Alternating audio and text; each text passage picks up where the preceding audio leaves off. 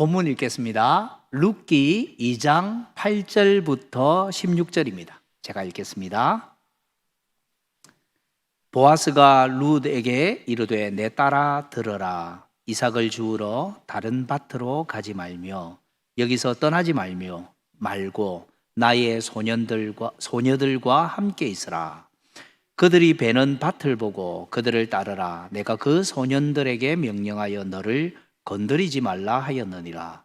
목이 마르거든 그릇에 가서 소년들이 기로 온 것을 마실지니라 하는지라. 룻이 엎드려 얼굴을 땅에 대고 절하며 그에게 이르되 나는 이방 여인이거늘 당신이 어찌하여 내게 은혜를 베푸시며 나를 돌보시나이까 하니 보아스가 그에게 대답하여 이르되 네 남편이 죽은 후로 네가 시어머니에게 행한 모든 것과 내 부모와 고국을 떠나 전에 알지 못하던 백성에게로 온 일이 내게 분명히 알려졌느니라. 여호와께서 네가 행한 일에 보답하시기를 원하며 이스라엘의 하나님 여호와께서 그의 날개 아래에 보호를 받으러 온 내게 온전한 상 주시기를 원하노라 하는지라. 룻이 이르되 내 주여 내가 당신께 은혜 입기를 원하나이다. 나는 당신의 하녀 중의 하나와도 같지 못하오나 당신이 이 하녀를 위로하시고 마음을 기쁘게 하는 말씀을 하셨나이다 하니라. 식사할 때 보아스가 룻에게 이르되 이리로 와서 떡을 먹으며 네 떡 조각을 초에 찍으라 하므로 룻이 곡식 베는 자 곁에 앉으니 그가 볶은 곡식을 주매 룻이 배불리 먹고 남았더라. 룻이 이삭을 주우러 일어날 때 보아스가 자기 소년들에게 명령하여 이르되 그에게 곡식단 사이에서 줍게 하고 책망하지 말며 또 그를 위하여 곡식 다발에서 조금씩 뽑아 버려서 그에게 줍게 하고 꾸짖지 말라 하니라. 아멘. 한번 기도하겠습니다. 하나님 아버지, 부족한 종을 세워 그리스도의 복음 전하게 하시니 고맙습니다. 오직 그리스도의 복음이 전파되게 하시고 전하는 자와 듣는 자 모두 귀 기울여 경청하고 순종하는 믿음 갖게 하옵소서. 예수님 이름으로 기도합니다. 아멘. 룻은 시어머니 나오미를 따라 가나안 땅으로 들어옵니다. 이곳은 약속의 땅이죠. 언약 백성 이스라엘이 있는 곳입니다. 그러니 사실 룻은 교회의 품 안으로 들어온 것입니다. 룻기를 보면 4장밖에 되지 않지만 복음 전체를 요약한 것과 같습니다. 룻은 1장에서 교회의 품 안으로 들어옵니다. 2장에서 구속자를 만납니다. 보아스죠. 교회의 품 안으로 들어올 때만 해도 나오미와 룻은 비참 그 자체였습니다. 오죽하면 나오미라는 이름이 기쁨이라는 뜻이거든요. 그런데 나를 나오미라 부르지 말아주세요. 마라라고 불러주세요 하지요. 마라는 쓰라림, 비통이라는 뜻입니다. 1장 죄와 비참 가운데 있는 사람들이 교회의 품 안으로 들어옵니다. 2장 구속자를 만납니다. 3장, 4장 구속자의 품 안에서 회복되고 찬송을 부릅니다. 룻기 4장을 보면 예루살렘에 있는 사람들과 장로님들이 다 함께 찬송을 합니다. 찬송을. 죄와 비참, 구속자, 감사의 열매.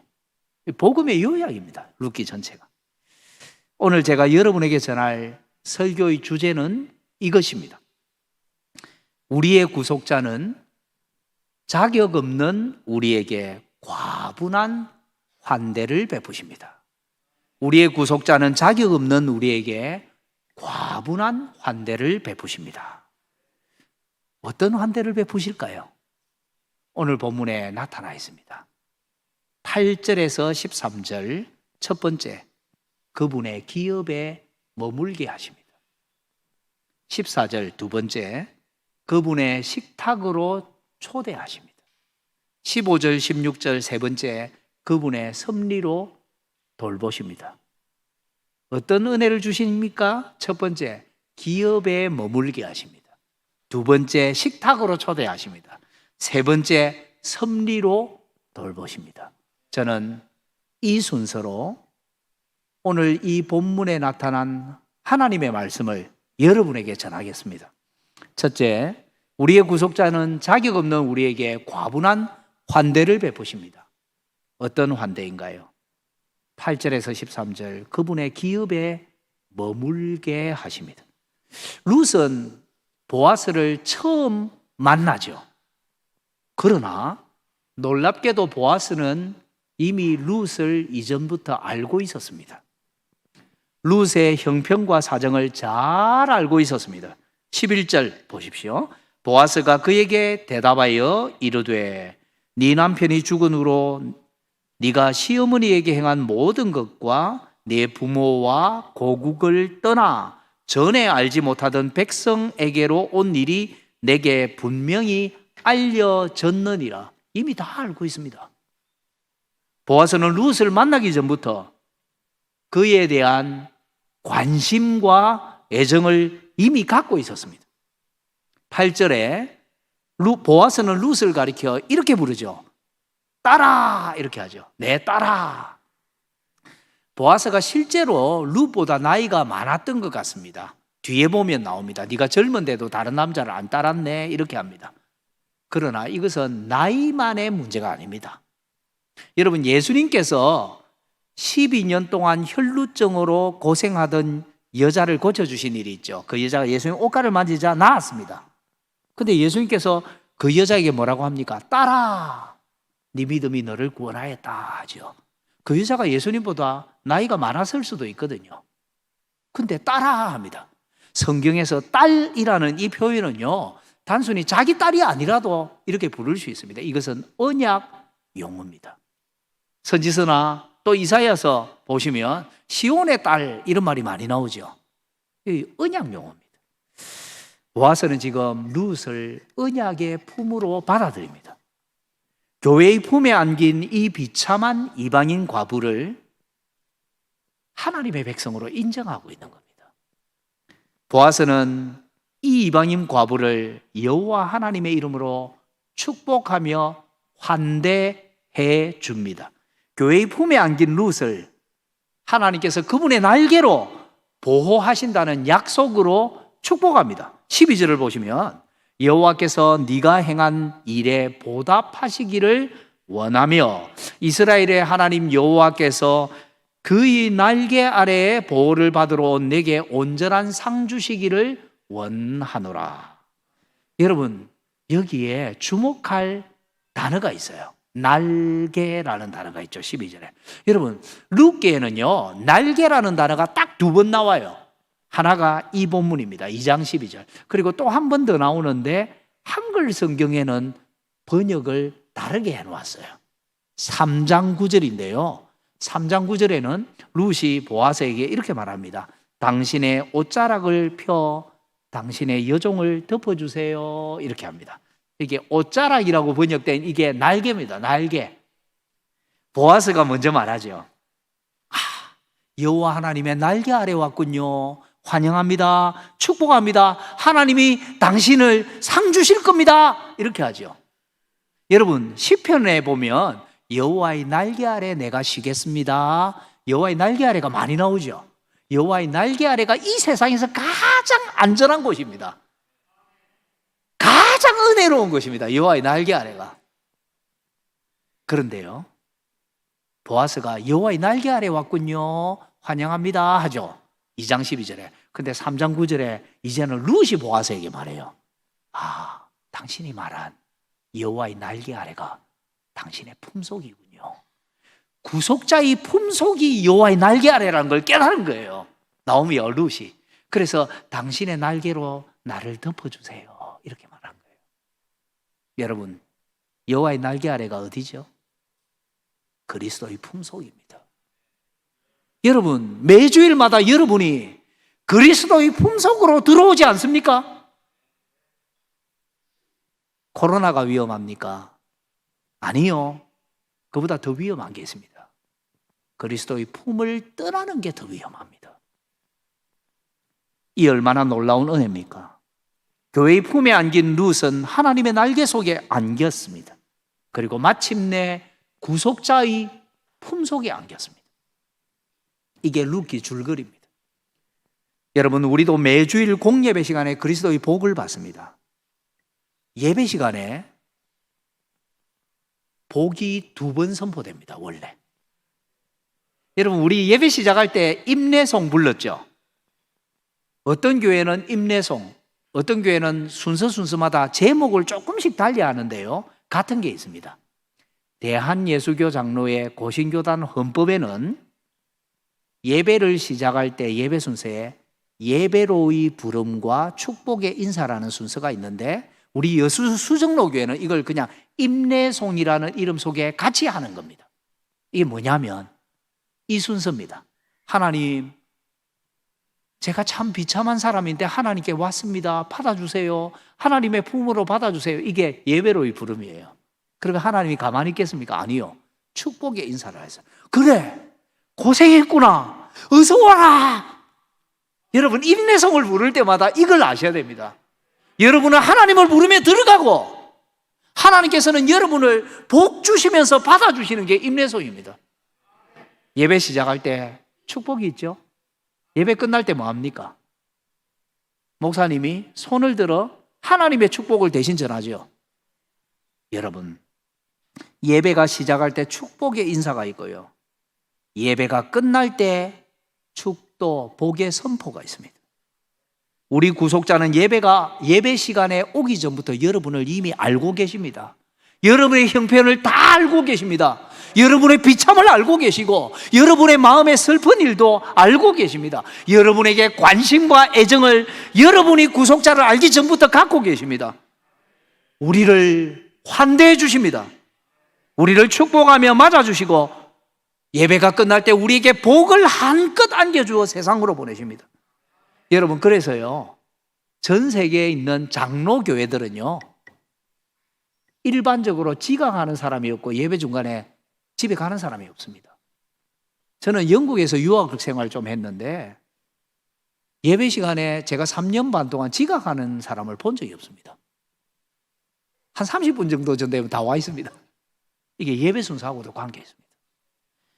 예배가 시작할 때 하나님의 복이 있기 때문에 우리는 지각할 수 없습니다.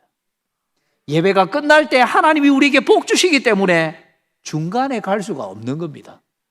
이게 우리 예배입니다. 은혜로운 예배입니다. 보아스는 입술만의 환대가 아니라 실제적인 도움을 줍니다. 그는 이후에도 자기 밭에서 계속 이삭을 주우라고 룻을 독려합니다. 8절을 보시면 보아스가 룻에게 이르되 내 딸아 들으라, 이삭을 주우러 다른 밭으로 가지 말며 여기서 떠나지 말고 나의 소녀들과 함께 있으라 하죠. 여기서요, 동사 서술어만 딱 모으면 4개가 되는데요, 전부 다 명령형으로 됩니다. 이삭을 주어도 괜찮다가 아니고 명령입니다. 여러 동사를 반복해서 사용해서 강조를 하는데요, 이 4개의 동사만 딱 모으면 8절 말씀이 눈에 확 들어옵니다. 제가 해볼게요. 들으라, 가지 마라, 떠나지 마라, 함께 있으라. 들으라, 가지 마라, 떠나지 마라, 함께 있으라. 보아스의 말을 요약하면 다른 밭으로 이삭을 주우러 가지 말고 내 기업의 밭에 머물러 있어야 된다. 여러분, 구속자의 음성을 경청하여 그의 기업에 머무는 것, 이것이 바로 우리가 들어야 될 복음 아닙니까? 여러분, 저는 그리스도의 이름으로 여러분에게 묻겠습니다. 여러분이 지금 안정을 얻고 있는 곳이 어디입니까? 여러분은 정말 어디에 있습니까? 구속자의 기업 속에 머무르고 있습니까? 목사님, 제가 요즘 너무 힘들고 지치고 여러 가지 문제가 많아서 이 문제 해결되면 올게요. 우리 애가 위험하다고 못 가게 하니까 코로나 다 끝나면 올게요. 여러분, 구속자의 날개 아래가 가장 안전합니다. 여기 말고 어디에 가겠습니까? 오다가 지친 분들이 있습니다. 다시 오셔야 됩니다. 여러분이 전도하고 여러분 옆에 있던 형제 자매가 아직도 돌아오지 못하고 있는 분이 있습니다. 그분들에게 가셔야 합니다. 성도의 어머니인 교회의 품 안으로 들어온 사람은 구속자의 음성을 듣습니다. 그분의 기업에 머물게 하시는 큰 환대를 받습니다. 자격 없는 자에게 주시는 큰 환대입니다.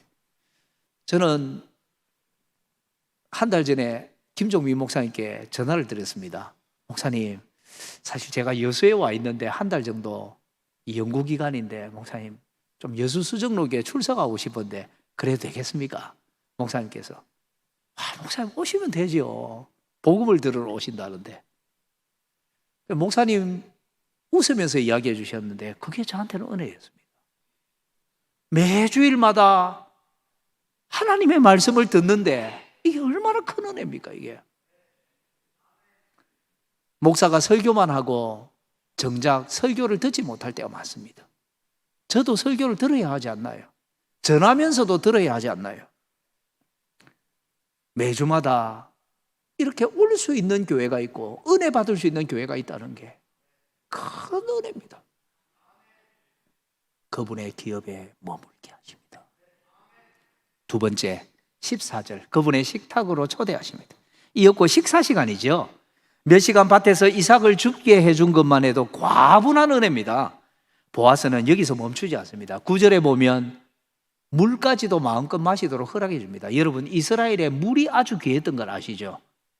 물을 마시게 해주는 엄청난 은혜입니다.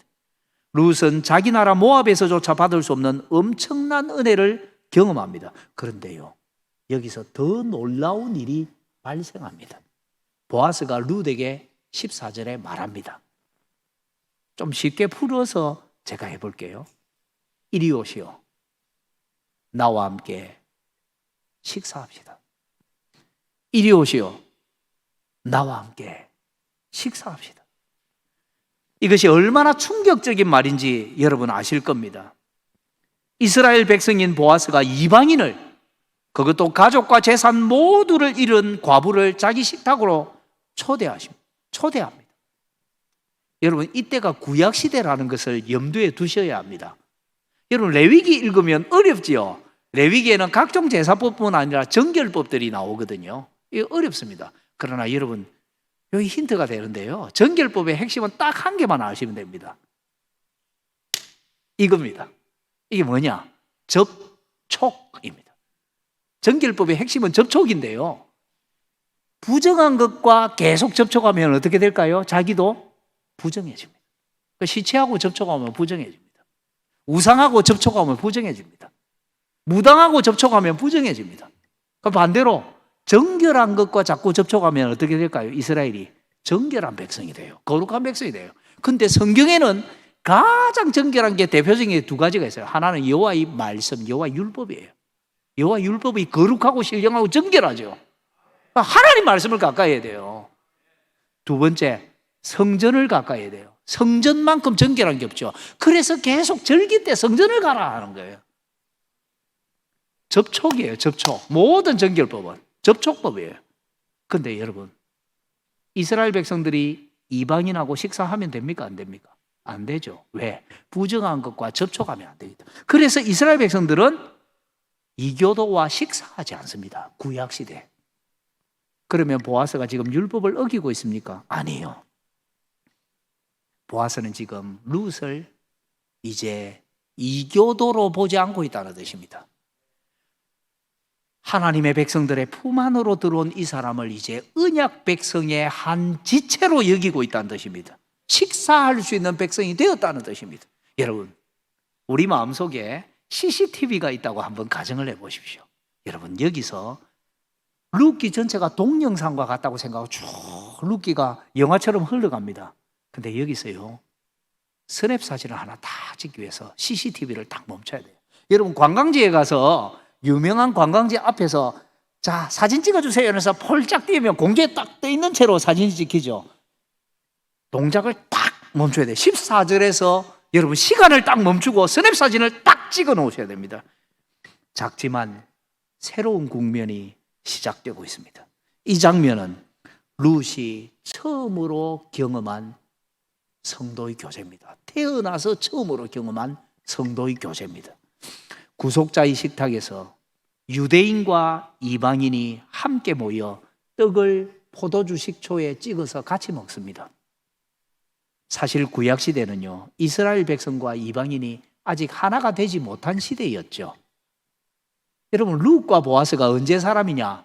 예수님이 태어나기 1000년도 더 전의 사람이에요. 1000년보다 더 전의 사람입니다. 그러니까 이 사람들보다 1000년이 더 넘게 지나서 예수님이 이 땅에 오셔서 십자가에 달리시고 주는 평화, 막힌 담을 모두 하셨네. 유대인과 이방인을 한 교회의 지체로 만들어 함께 식사할 수 있게 만듭니다. 근데 예수님이 오기 1000년도 더 넘게 전이거든요. 그런데 지금 식사를 하고 있는 거예요.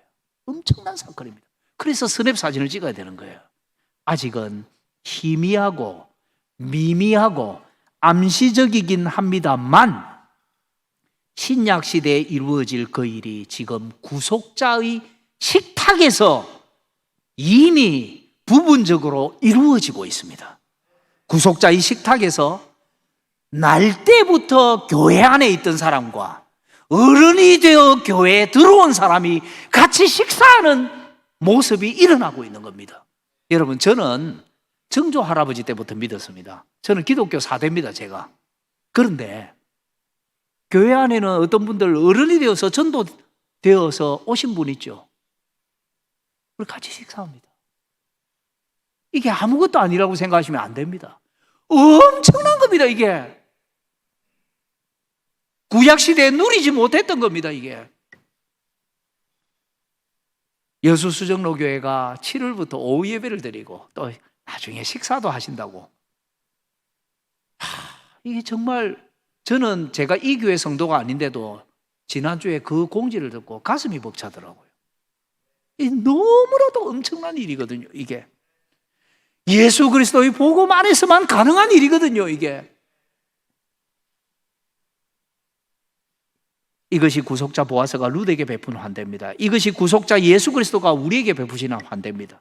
여러분, 예배가 시작되면 숨을 헐떡이며 들어와 앉았다가 예배가 끝나자마자 급하게 빠져나가시는 분들이 있습니다.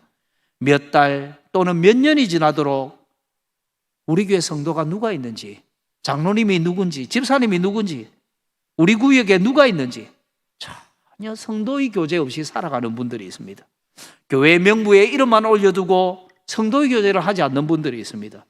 여러분, 이것은 구속자의 환대를 잘 모르고 있는 겁니다. 그리스도의 몸이 하나됨을 거절하는 행위입니다.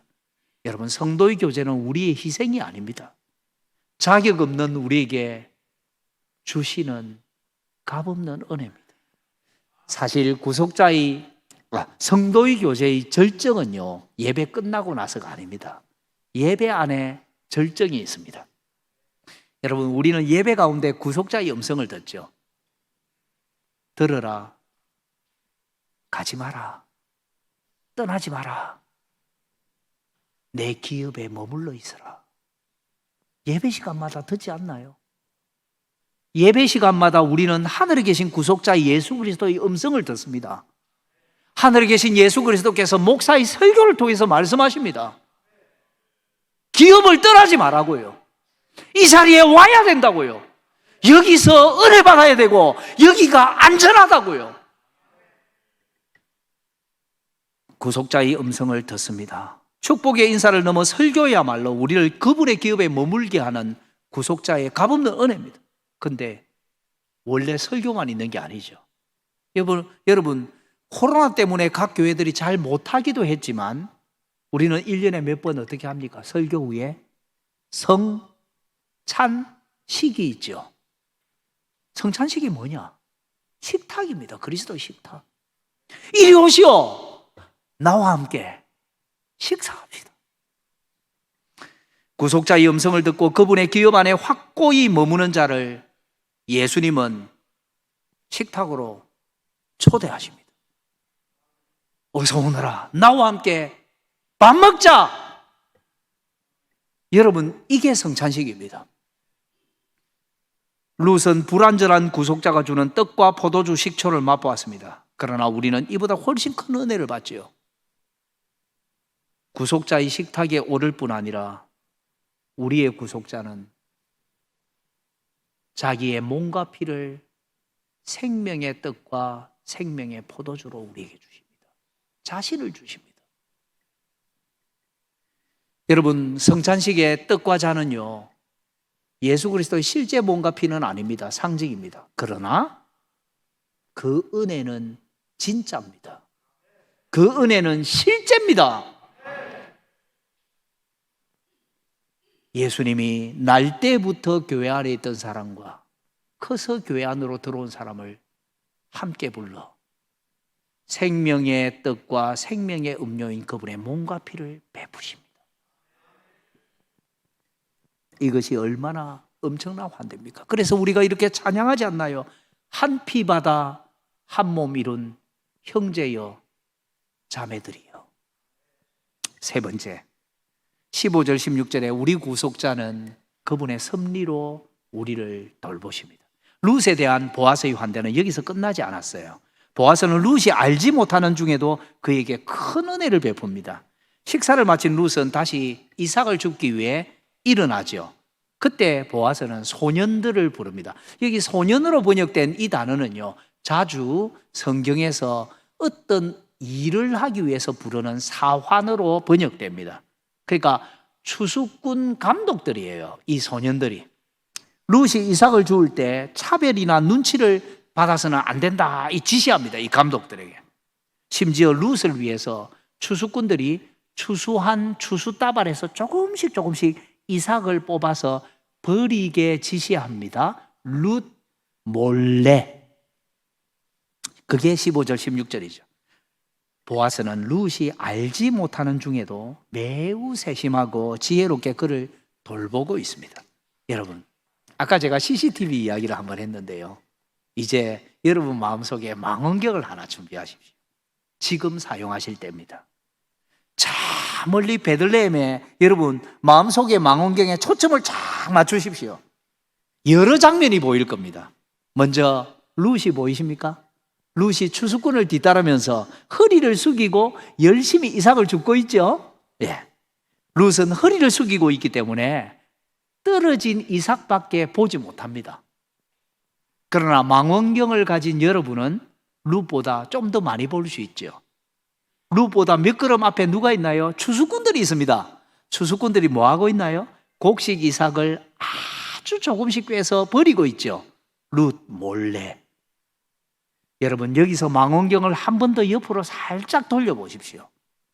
여기서 약간 떨어진 곳에서 추수꾼을 감독하는 소년들이 야구 감독처럼 막 암호를 하고 있을 겁니다. 눈을 찡긋하면서 잘하고 있다는 신호입니다. 계획대로 잘 되고 있어. 그리고 이제 여러분 한 번만 더 망원경을 한 번만 더 옆으로 쭉 올려보십시오. 돌려보십시오. 조금 더 멀리 떨어진 곳에는 보아스가 이 모든 광경을 지켜보며 흐뭇한 미소를 짓고 있을 겁니다. 이삭을 열심히 줍고 있는 룻은 보아스에게 감사한 마음을 갖고 있습니다. 그러나 보아스가 베푸는 은혜는 룻이 아는 것 이상입니다. 룻이 생각하는 감사보다 훨씬 크고 훨씬 지혜롭고 훨씬 세심합니다. 여러분, 대한민국에는 불법 다단계가 문제죠. 피라미드. 근데 여러분, 보아스는 불법 다단계가 아니고요, 성경적 다단계 기획자입니다. 여러 단계가 있기 때문에 룻이 모르고 있을 뿐이지 이 모든 것은 구속자 보아스의 세심하고 의도적인 계획대로 진행됩니다. 여러 단계가 있으니까 룻이 모르고 있을 뿐이죠. 은밀한, 그러나 확실하고 견고한 은혜입니다. 베들레헴 작은 동네에 사는 보아스가 룻에게 베푼 은혜가 이 정도라면 우리 구속자께서 하늘에서 베풀어 주시는 은혜가 이것보다 작겠습니까? 여러분, 일용할 양식이 나의 노동의 결과라고만 생각하십니까? 코로나 기간에 특히 자영업자분들이 참 큰 피해를 입었죠. 그러나 여러분, 다단계를 잊지 마십시오.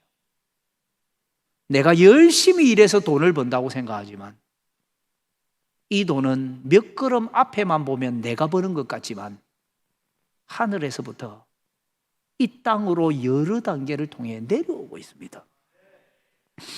여러분, 망원경을 열어서 보셔야 되는 겁니다. 몇 단계에 걸쳐 나에게 오기 때문에 미처 깨닫지 못하고 있을 뿐입니다. 추수꾼의 뒤를 쫓아 이상만 보고 있기 때문에 모르고 있을 뿐입니다. 허리를 굽히고 있기 때문에 모르고 있을 뿐입니다. 구속자의 은혜가 다단계이기 때문에 모르고 있는 것입니다. 하늘에 계신 우리 구속자는 어제나 오늘이나 언제나 우리를 돌보고 계십니다. 어머니인 교회의 품에 안긴 우리를 그분의 기업에 머물게 하십니다. 매주일 설교를 통해 그분의 음성을 들려주십니다. 성도의 교제에 참여하게 하십니다. 그분의 식탁으로 초대하십니다.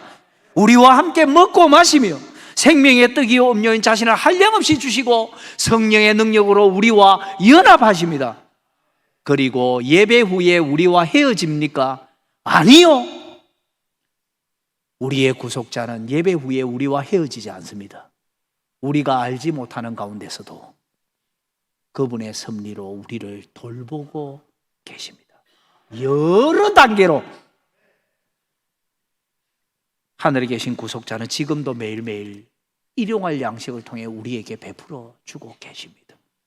여러분, 우리가 이것을 알고 이것을 믿기 때문에 하루에 3번 밥상머리 앞에 앉아 고개를 숙이고 하나님 감사합니다. 이 밥을 내가 번 것 같지만 하나님이 주셨습니다라고 기도하지 않나요? 교회 집사님들이 왜 있습니까? 다단계이기 때문에 있는 겁니다. 하늘에 계신 구속자께서 집사들을 통해서 단계를 밟아 우리에게 은혜를 주시기 때문에 우리는 집사님에게 감사한 것 같지만 사실 하늘에 계신 구속자가 주시는 은혜입니다. 여러분, 교회에 왜 장로님들이 계시나요? 장로님들이 여러분을 돌보고 보살핍니다. 다단계입니다. 하늘에 계신 구속자께서 그분의 사환들을 시켜서 우리를 돌보고 있는 겁니다. 여러분, 예수님이 나에게 예수님 왜 대답하지 않으십니까? 왜 응답하지 않으십니까? 이렇게 기도하십니까? 하나님이 목사를 왜 세웠습니까? 하늘에 계신 구속자께서 다단계를 통해서 그분의 말씀을 들려주시는 겁니다. 매주일 들어라, 가지 마라, 떠나지 마라, 여기 있어라, 구속자의 날개 아래 품 안으로 들어오느라 매주마다 듣고 있지 않습니까? 하나님 말씀을 뵙겠습니다.